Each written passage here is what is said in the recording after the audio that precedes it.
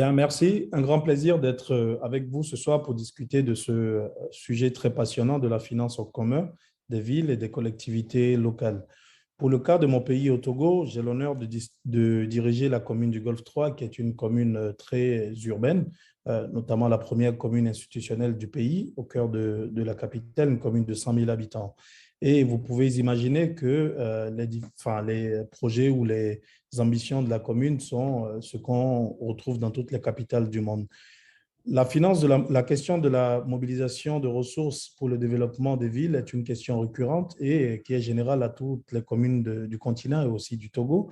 Au Togo, principalement pour le cas du Togo, nous avons remarqué que malgré la capacité rapide de produire plus d'impact compte tenu de la proximité avec la population, les communes ont toujours du mal à capter les financements nécessaires.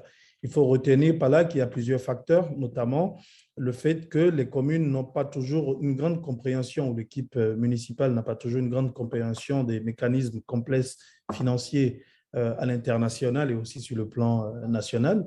Et aussi, compte tenu de la rigidité et de la complexité des restrictions gouvernementales, à laisser plus de marge de manœuvre aux collectivités afin de mobiliser, de traiter directement avec les partenaires financiers, de mobiliser directement leurs ressources. Faut comprendre cela qu'il y a des raisons politiques, des raisons économiques qui sont derrière, mais c'est de bonne guerre, chacun se défend. En tout cas, pour revenir à la question de mobilisation des ressources auprès des collectivités locales togolaises, nous avons trois systèmes de répartition des ressources. Une première répartition qui est effectuée directement par les communes sur la base des impôts et taxes locaux, et une deuxième répartition qui se fait au niveau de l'Office togolais des recettes qui centralise toutes les recettes de l'État et redispatche à toutes les entités institutionnelles et gouvernementales, y compris les communes, les régions et autres. Et je vais m'attarder sur la troisième répartition qui se fait grâce au Fonds d'appui aux collectivités territoriales, qui est un mécanisme de redistribution de subventions initié par le gouvernement. Donc concrètement, ce mécanisme est alimenté par les bailleurs de fonds et le gouvernement. Pour cette année 2020, c'était à hauteur de 6 milliards. Et une rétribution se fait aux différentes communes sur la base de l'indice de pauvreté et de d'autres critères de population, d'habitation et autres. Ce mécanisme, l'ambition que nous portons avec le ministère de l'Administration territoriale est de pouvoir transformer ce mécanisme qui est déjà disponible et qui marche très bien en un fonds d'investissement et de servir de fait de levier à travers l'apport initial de l'État pour pouvoir mobiliser plus de ressources auprès des bailleurs, des banques à l'international et des partenaires financiers.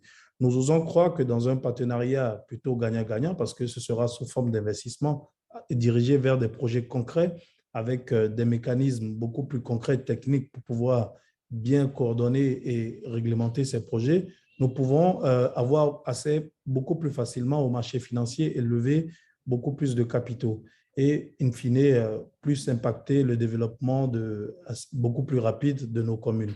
Donc, nous sommes heureux aussi de pouvoir compter sur des partenaires comme le FMDV, la Banque ouest-africaine de développement, la BAD, avec qui nous envisageons des pistes de collaboration pour pouvoir réaliser ces différents projets le plus rapidement possible.